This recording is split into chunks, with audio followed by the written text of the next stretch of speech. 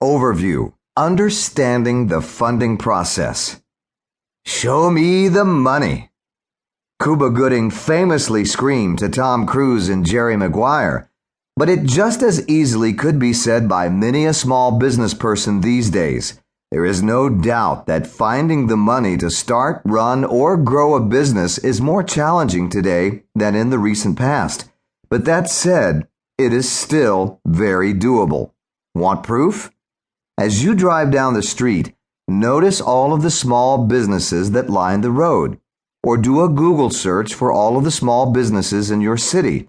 There are a lot of small businesses in your city, in your state, and in the country. How many? Try 30 million or so. If they found the money, so can you. In all likelihood, finding the money you need will require that you tap several resources, not just one or two, as had been the case previously. Let's say that you need $100,000 to start a business. While one loan for the whole amount is possible, what is far more probable is that you might instead use a combination of some of the following: savings, retirement funds, credit cards, friends and family loans, SBA loans, crowdfunding, microloans. Financing comes in a variety of forms, and as such, if you want to fund your dream, you too will need to be creative and resourceful. What works? Whatever sources you eventually use to fund your business, it will nevertheless be true that there are some things you can do to ensure that you get fully funded, and make no mistake about it. Not having all the money you need seriously damages your ability to successfully execute your plans.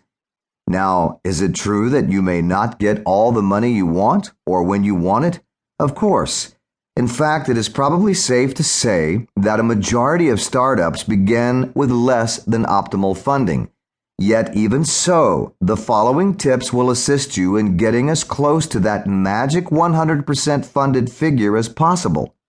Note, this book is intended to offer a multitude of funding options for whatever needs a reader may have, be it starting a business, expanding, meeting payroll, or what have you.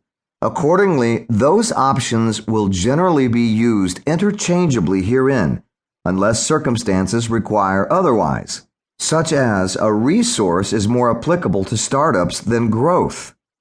Understand the difference between debt and equity financing.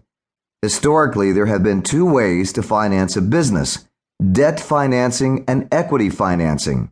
Note, today there are many more options available that don't fall so easily into these broad categories. For example, a new concept called crowdfunding. These two will be discussed thoroughly. Debt financing is, as the name suggests, where you take on debt to finance the business. This may be a bank or family loan, for instance, but whatever type it is, the distinguishing characteristic is that you take on debt that you must pay back. Equity financing is different. Equity financing occurs when you barter away or sell a portion of your business in exchange for cash. This is money you do not have to pay back. The catch is that you end up owning less than 100% of the business and will have partners to consider. Both debt and equity options are discussed throughout the book.